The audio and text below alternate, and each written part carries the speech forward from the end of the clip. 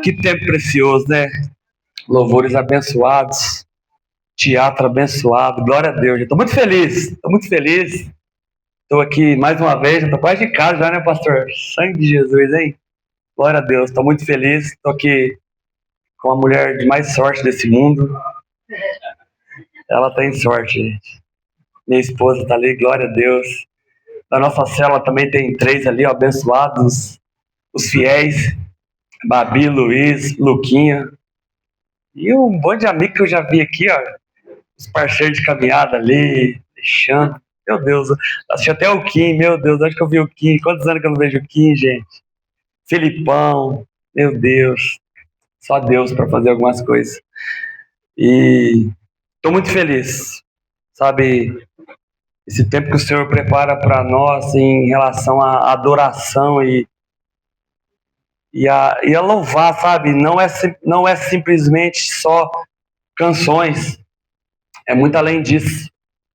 A adoração genuína, ela parte de um coração entregue, sabe? Não somente letras, mas de uma vida devota a adorar o Senhor. É muito mais profundo do que a gente cantar. E como eu gosto de cantar, e como eu gosto de louvar, mas se vivermos só de canções, é uma linha muito fina para a gente viver emoções e não viver o propósito real que o Senhor tem para nós. Então nós precisamos dosar canções com adoração, com a vida e um coração devoto ao Senhor. Quero compartilhar algumas coisas com vocês sobre... Entenda o momento. Todos vivemos fases e ciclos em nossas vidas. Todos. Ciclos, fases, momentos na caminhada cristã. Ora você quer ganhar o mundo, ora você não quer nem ficar de pé. Ora você quer evangelizar, você quer ser uma referência. Passa um dia, um momento, você já quer abandonar tudo. E são ciclos que todos aqui, eu acredito que passam, vivem. Talvez circunstâncias, talvez situações fazem com que você desanime, às vezes. Porque quando a gente vai se inclinando para baixo e começa a ver coisas nessa direção, a tendência é desanimar. A tendência lógica é desanimar. Então eu preciso entender os momentos e os ciclos que eu vivo na minha vida. Porque um ciclo, eu não posso parar nele. A gente precisa entender que há processos em nossas vidas que são para ser vencidos.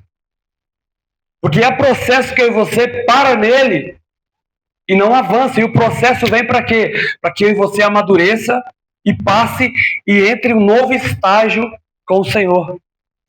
Processos são necessários. Quando você vence um ciclo, você inicia outro ciclo. Porque se você parar naquele lugar, você não evolui, não chega onde Jesus quer que eu e você chegue. E há um lugar para nós. Você tem convicção de que é um lugar especial para você, que é um propósito especial que já foi escrito para você, mesmo que você esteja parado no processo, há um propósito específico sobre a tua vida. Pelo menos o pastor está vivo aqui, glória a Deus, gente. Vocês estão vivos aí, gente? O teatro foi pancado hoje, não fui eu, pastor. Foi o teatro. Costumo comparar a caminhada cristã com a prática de exercício. Por quê? Porque você vê uma pessoa ali treinando, tá tudo empolgado, você fala, é isso que eu quero para minha vida. Vou mudar minha vida fitness, vou melhorar minha alimentação, eu vou isso, eu vou aquilo. Aí você vai para a realidade. Aí você chega lá numa academia, você chega lá em algum lugar que treina. Primeiro dia, você vê os caras levantando aquele monte de peso e fazendo aquele monte de coisa, você fica... Vou fazer igual esses caras aí. Vou fazer igualzinho. O que acontece, irmãos? Dá ruim demais. Porque literalmente é um frango no primeiro dia, né?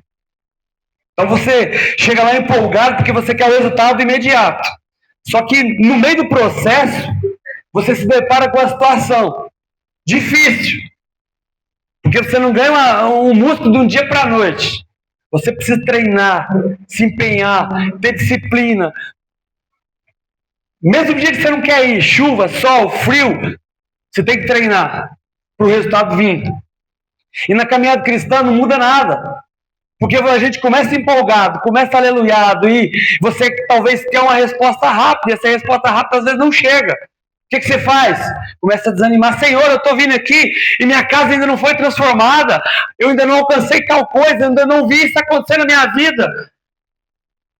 Em um dia, em um mês, quem sabe? E não acontece da forma que a gente espera. Isso traz em mim uma frustração, porque eu não entendi o momento. Eu queria algo imediato. Eu queria algo que eu estalasse o dedo, eu vi que era legal, eu gostei daquilo e eu queria viver isso. Só que quando eu entro na vontade do Senhor, quando eu estou debaixo da vontade do Senhor, eu preciso entender que não é o meu tempo que determina as coisas. Que não é o meu jeito que determina as coisas. Mas é o tempo de Deus. Sabe, o servo bom e fiel é aquele que é honroso e leal até o final. Porque na corrida, se determina quem ganhou é na chegada, não é na largada. E quantas pessoas que a gente vê que sai correndo, desesperado, anda 1, 2, 3 quilômetros ali correndo, morreu. Mas aquele cara que sai cadenciado, que treinou, que se dedicou, é o que vence. É o que continuou. É o que entendeu o momento. Foi desafiado e venceu. Entender o processo é como isso. É entender que eu preciso me empenhar. E a caminhada cristã, queridos, nós precisamos entender que o mover de Deus não se move conforme eu quero o que você quer. Não é conforme o meu imediatismo, não é conforme o mundo gira, porque nós temos, infelizmente, visto o entendimento que eu confessei a Cristo hoje, amanhã eu já vou ter um carro novo, uma casa nova, as coisas vão fluir. Nada errado contra isso, mas isso não é ser de Jesus. Porque a gente não quer passar um processo de dor, e muitas vezes, quando eu vejo a história dos camaradas nas Escrituras, que já nós vamos ler, não é um docinho como a gente pensa que é. Mas para um servo bom e fiel, todo momento é um momento. Todo processo é um processo a ser vencido. Porque no final do processo, algo grandioso está nos esperando. E o nome de Jesus é exaltado quando eu e você vence o processo. Há um processo. Estamos nele, venceu um, fica tranquilo. Tem outro. Paulo Silas, projeta para mim, por favor, Atos 16, fazendo um favor.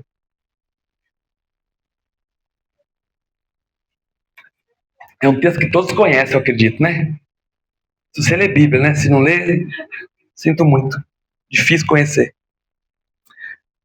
É um Paulo e Silas. Paulo e Silas, eles estavam em missão. Ele estava vindo ali, você lê para trás ali, eles estão vindo implantando igreja, semeando evangelho, expulsando capeta. Ele está fazendo assim, implantando o reino, está vindo acabando com tudo. Se movendo, determinado, focado. Soldado focado na obra de Deus. Servo bom e fiel, honroso. Provou da presença, manteve na presença, está vivendo na presença e fazendo aquilo que ele foi chamado para fazer. Mesmo em alguns lugares, se você for ver aqui para trás, ele foi não tratado muito bem. Mas ele entendeu que quem chamou ele não foi homem. Não é o pastor que nos escala. Por mais que o pastor quer escalar, dá uma pancada, né, pastor? É Jesus que nos chamou para grande obra. Você tem essa convicção na tua vida, querido? Jesus que nos chamou. Então, se ele chamou, eu e você precisa dar uma resposta para ele. Para ele. E Paulo e Silas está vindo ali. Atos 16. Certo dia, enquanto íamos ao lugar de oração, ele estava indo orar. Coisa boa, né? Coisa boa. Veio ao nosso encontro uma escrava possuída por um espírito pela qual predizia o futuro. Com suas adivinhações, ganhava muito dinheiro para seus senhores. Era o tigrinho do passado isso aqui, ó. Ela seguia Paulo e a nós gritando: estes homens são servos do Deus Altíssimo e vieram anunciar como vocês podem ser salvos. Irmão, talvez se fosse um de nós que chegasse essa mulher e falasse, a gente ia falar, glória a Deus. Era um demônio que estava falando aquilo. Você parou para pensar nisso? E às vezes alguém fala, Você é uma benção, glória a Deus. Às vezes é um demônio tá falando isso pra você, já pensou? Misericórdia, né? Versículo 18. Isso continuou por vários dias, até que Paulo, indignado, se voltou e disse ao espírito de dentro da jovem: eu ordeno, em nome de Jesus, que saia dela. E no mesmo instante, quem tem autoridade é diferente, né? E no mesmo instante o espírito a deixou. E no mesmo instante o espírito a deixou. Quando os senhores da escrava viram que suas expectativas de lucro haviam sido frustradas, agarraram Paulo e Silas e o arrastaram à presença das autoridades na praça do mercado. Estes judeus estão tumultuando a cidade, gritaram para os magistrados. Eles ensinam o costume que nós, romanos, não podemos seguir, pois contrariam as nossas leis. Ué, mas espera aí, Paulo e Silas podiam falar assim: Senhor, eu estou fazendo tua vontade, Senhor. Por que esses camaradas aqui, estou libertando o povo, estou curando e plantando aqui o teu reino. Pessoas, eles estavam vendo pessoas ser curadas, pessoas ser libertas, eles estavam vendo com os olhos, vendo. O que eles fizeram? Literalmente, crucifica Paulo. Tira esses homens daqui que eles estão importunando nós. Olha o nível. Às vezes nós estamos vendo a glória de Deus se manifesta e a gente está parado e muitas vezes julgando as coisas sem a gente fazer nada. Olha o nível que a gente pode chegar, queridos. E o que eu acho engraçado é que Paulo e Silas não perguntou para Deus: Senhor, por que eles estão brigando comigo se eu estou fazendo a tua vontade? A gente só está vindo orar, Senhor. Alguns iam falar: é opressão, é não sei o quê. Eles pararam? Eles reclamaram? Nada. Nada. Você acha que piorou? Versículo 22. Logo uma multidão revoltada se juntou contra Paulo e Silas. Uma multidão revoltada. E os magistrados ordenaram que os dois fossem despidos e açoitados com varas. Oh, mas cadê a casa luxuosa? Cadê o meu carro que Jesus me promete? Cadê a vida tranquila que a gente espera? As coisas externas, queridos, são passageiras e não são como eu e você pensa. Mas a convicção interna é o que vai fazer eu e você ficar de pé no dia mau. De nada adianta você ansiar coisas passageiras ou bênçãos rápidas se a tua convicção em Jesus não for prioridade, porque não sei vocês, mas como será que a gente ia reagir se fosse eu e você nesse lugar aqui? Oh Deus, tô fazendo tua vontade, os caras vão me bater, vão me humilhar, vai não sei o quê. Vamos ser sinceros. Vou pôr uma peneira aqui de 0 a 10. Qual nota você daria para você de suportar essa verdade? E eu e você não é nem açoitado e não é nem chicoteado e a gente não vive o evangelho pleno diariamente. A gente troca o evangelho por coisas. Perfeito o teatro aqui, ó. Muito obrigado, vocês me ajudaram, viu? A gente troca o evangelho por coisas. É trabalho, é isso, é aquilo, é aquilo. As migalhas nós damos para Jesus. E a gente nem leva açoitada. E culpa Jesus num monte de coisa que eu e você não faz uma gota de que Paulo... Eu vou falar de Paulo, porque falar de Jesus a gente não tem pé para ele. Do que eles faziam. E a gente culpa quem? Ah, Senhor, tu sabe o meu coração. Temos perdido a presença por coisas passageiras. Estamos deixando de servir ao reino, de levar o propósito que foi nos designado por coisas passageiras. Não entendemos o momento. Paulo era assim, a porta de entrada para Paulo falar assim: eu não quero mais saber desse evangelho, porque eu era um bom administrador. O Paulo fazia barraca, não era isso que ele fazia, pastor? Ele era construtor de barraca, o Serginho manja disso aí, ó. Ele fazia barraca. Ele podia falar: cansei de fazer isso aqui, estou pregando teu evangelho, estou levando teu nome e estou sendo humilhado. Quer saber de uma coisa? Vou consertar a moto que eu ganho mais. Não me custa nada, eu sou abençoado, aleluia. É muito mais fácil eu tirar a responsabilidade, mas talvez acho que eu e você precisaria de umas chicotadas para que o reino fosse mais manifesto, para que eu e você fosse mais ousado, para que eu e você fosse verdadeiramente um cristão que Jesus nos chamou para ser. Quantos aqui já provaram da presença de Deus de uma forma profunda, queridos? Quantos já provaram? E o que nós fizemos com essa presença? Que essa presença não foi manifesta, foi simplesmente um momento de êxtase e emoção. O reino de Deus é para ser manifestado e aumentado e multiplicado. Se isso não acontece em nossas vidas, alguma coisa está errada. A gente tem tudo menos Cristo. Aquele que está em mim dá frutos. Qual tem sido teu fruto, querido? Qual tem sido meu fruto? Quantas almas esse ano já foi depositada aos pés do Senhor através da sua vida, do seu bom testemunho? Ah, mas é mais fácil murmurar, Senhor, está difícil o evangelho. O evangelho é muito difícil, porque eu tenho que renunciar das minhas coisas. Como é terrível. Meu tempo com a internet é precioso. E eles já pegaram leve aqui nos exemplos, né? A gente podia ir muito mais profundo, né? Quanta hipocrisia você carrega? Até quando?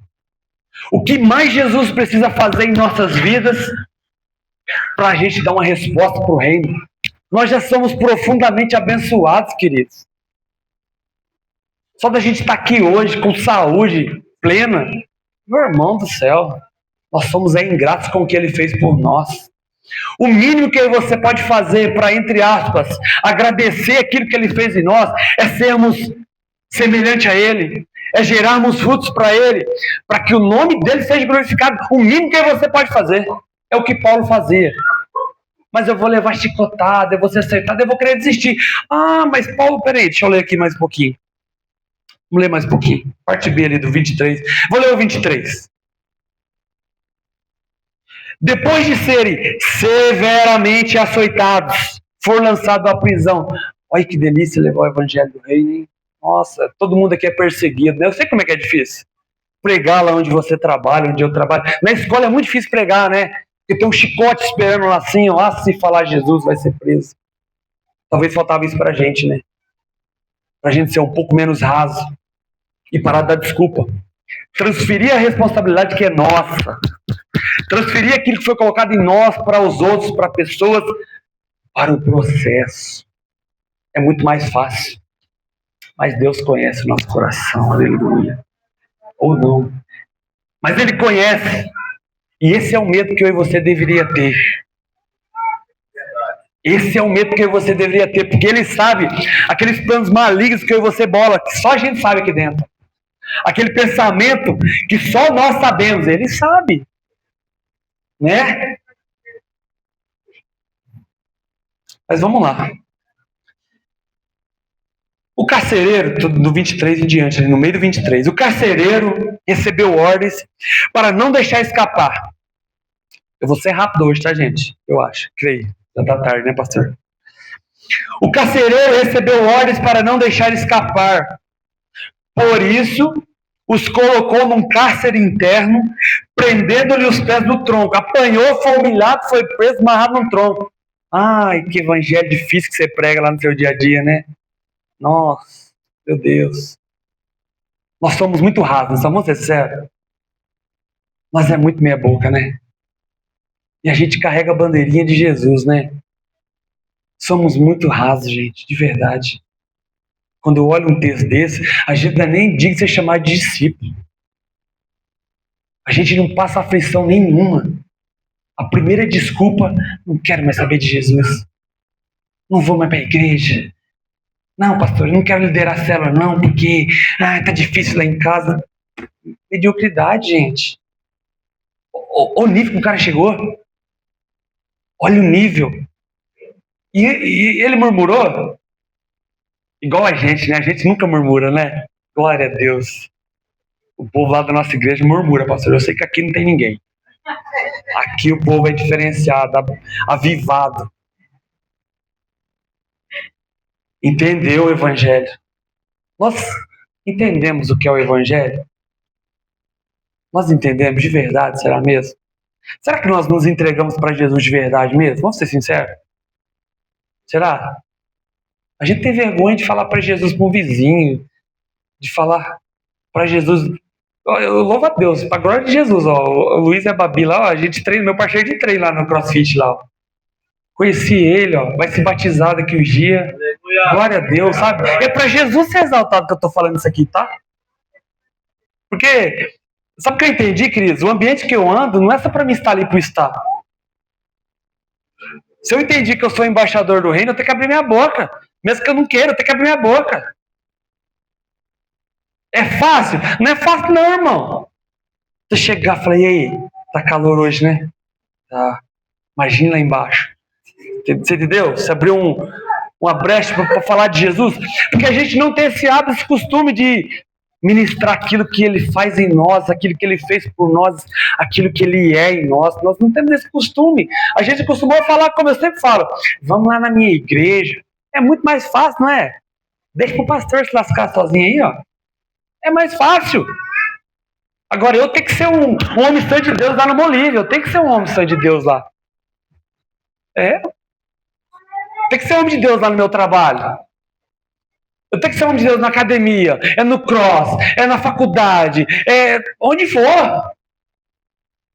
Eu preciso ser um embaixador lá, entende? Entenda, nós somos missionários do reino. O mesmo papel que o apóstolo Paulo fazia foi colocado sobre nós.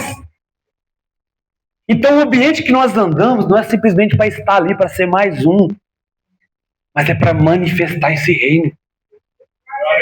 É para isso que ele nos chamou. Agora, eu não posso ser um péssimo exemplo, né? Senão fica difícil, né?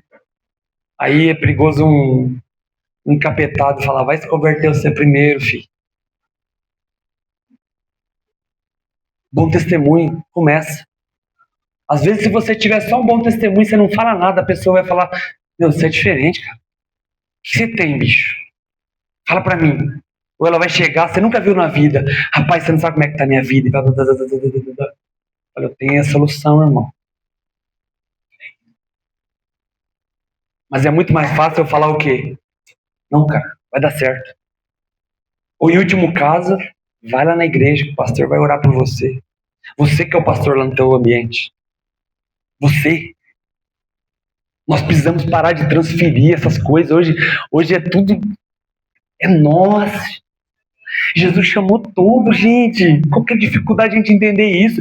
Todos somos pastores do reino, pastorzão, que é nosso líder aqui. Que precisa, que senão vira bagunça. Mas lá no seu ambiente, você que é o pastor lá, você que é o missionário, a pastora, o enviado lá é você.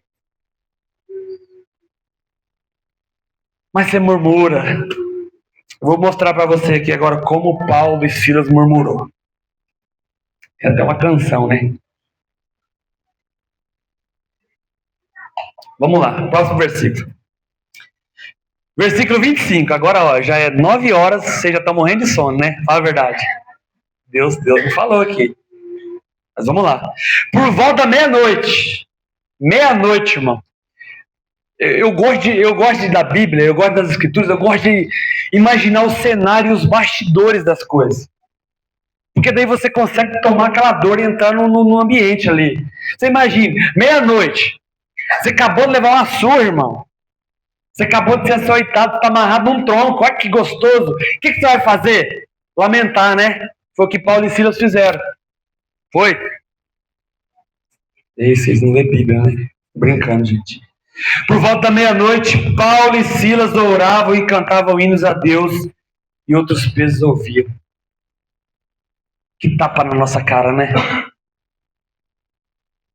Apanhou, foi humilhado, açoitado. Meia-noite, Silas, o que nós vamos fazer?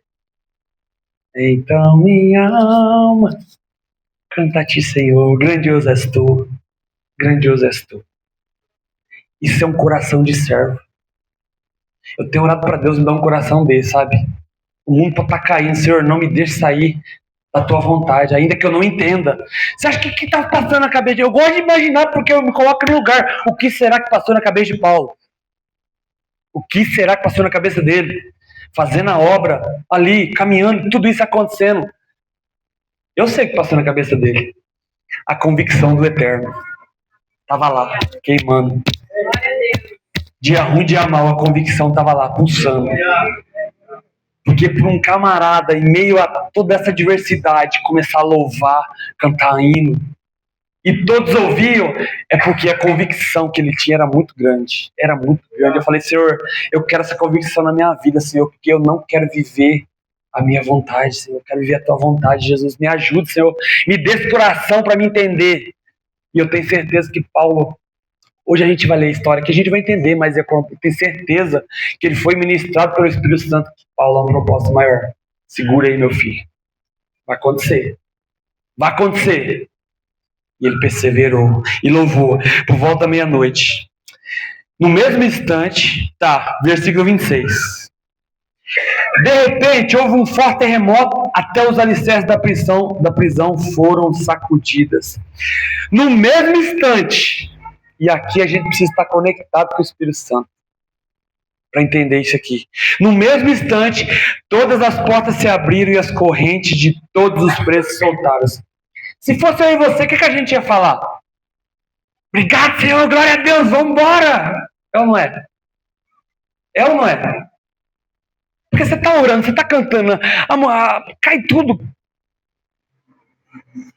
Deus fez. Não é? Deus fez, vamos vazar daqui. Não tenho certeza, se desse um terremoto, abrir isso aqui, não ia parar hoje. Será, pastor? Meditar. A convicção que ele tinha era tão grande que o carcereiro entrou em choque quando viu as paredes caindo, as prisões caindo, as correntes soltando, tudo. O carcereiro entrou em choque. O carcereiro já puxou ali, só, já ia se matar. Porque ele pensou, se Paulo e Silas forem embora, fugiram, que estava sobre minha responsabilidade, eles vão me matar muito fácil. Porque ele sacou da espada. Acho que Paulo e Silas cantou mais um refrão lá. Eles estavam lá. O carcereiro pediu para trazer uma luz, foi iluminado e viu que eles estavam lá. Que eles entenderam que havia um propósito maior sobre todas essas aflições. Nem toda porta que é aberta, queridos, é para mim e para você entrar. Nem todo caminho, mesmo no dia mau que aparece, é para mim e para você entrar nele. Porque se Paulo e Silas tivessem ido por esse caminho, o extraordinário não teria acontecido. O extraordinário não foi a prisão cair, não foi não. O extraordinário foi isso aqui, ó. Versículo 29. O carcereiro mandou que trouxesse luz e correu até o cárcere, onde se prostrou tremendo de medo diante de Paulo e Silas. Então, ele os levou para fora e perguntou: Senhores, o que devo fazer para ser salvo?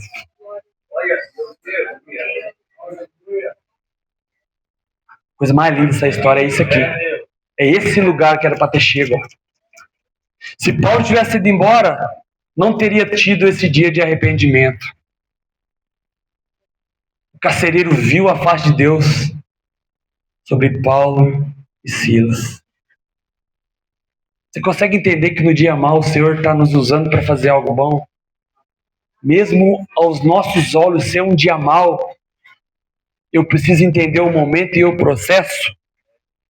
Porque é um projeto de salvação por trás de tudo, porque Jesus nos chamou para sermos ferramentas de salvação através dele. Então não reclame do processo ruim, porque lá vai ter algum carcereiro esperando a tua voz, esperando o teu louvor e a tua adoração. Não pare no processo. Não pare. Naquele mesmo instante, eles já falaram direto, versículo 31. Eles responderam: creiam no Senhor Jesus e você e a sua família serão salvos. O projeto perfeito de Jesus é esse, queridos. A salvação chegou naquela casa, naquela família. Por que eu e você estamos dando desculpa? A cada desculpa, a cada resposta que eu e você não dá para o reino, pessoas estão se matando. Você consegue imaginar, olhando para os bastidores, que alguém ia se matar naquela cena ali? Você consegue imaginar isso? Porque só você vê aqui, ó, versículo 27. Imaginando que os prisioneiros haviam escapado, puxou a espada para se matar. Você consegue imaginar que quando eu e você cala a nossa boca, pessoas estão se matando? E é muito sério isso. Porque ao invés de ser uma bênção através de nossas vidas, se torna uma maldição, porque uma vida é perdida. E uma alma, querido, vale mais do que todas essas coisas que a gente colocou aqui, ó. Eu e você precisamos estar com os olhos atentos para isso. A salvação chegou naquela casa. O carcereiro levou os dois para lá. Você acaba de ler o texto. E todo esse projeto que Jesus fez na vida dele, esse processo, que talvez eu e você não suportaria. Eu tenho convicção disso, que nós não suportaríamos. Todo esse processo foi para que uma família fosse salva. Glória a Deus, Deus. Glória a Jesus. Glória a Jesus. Glória a Jesus. Serginho, vem cá já, Serginho. Sabe, queridos, Jesus chamou a todos aqui, uns com mais tempo, outros com menos tempo. Essa noite eu quero fazer 2 pedidos, convites, 2 intimações aqui, pastor. A primeira intimação. Qual lugar da história você está? Qual lugar da história eu estou? Você é o carcereiro que está precisando da salvação? Ou você é o apóstolo Paulo que está precisando ser alavancado na sua vida para deixar de ser o mesmo? Qual dos 2 processos que você parou? Perdi a essência. Tenho medo. Tenho dúvidas. Tenho traumas. Creia no Senhor Jesus e você e sua família serão salvos. O nome de Jesus é poderoso, queridos. O nome de Jesus é poderoso. Nós precisamos dar uma resposta para Ele. O pontapé inicial é essa noite. Se você pudesse colocar de pé, eu quero orar com você.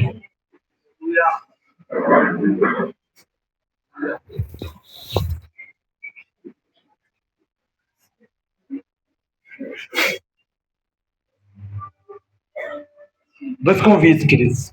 Se você quiser ficar no seu lugar, se você quiser vir aqui para frente, se sinta na liberdade. Só saia daqui hoje posicionado. Não saia daqui acomodado. Para quem você tem perdido a presença? Meus vícios, meus desejos, tudo aquilo que for deixado aos pés da cruz, querido, Jesus tira de nós. Eu louvo a Deus.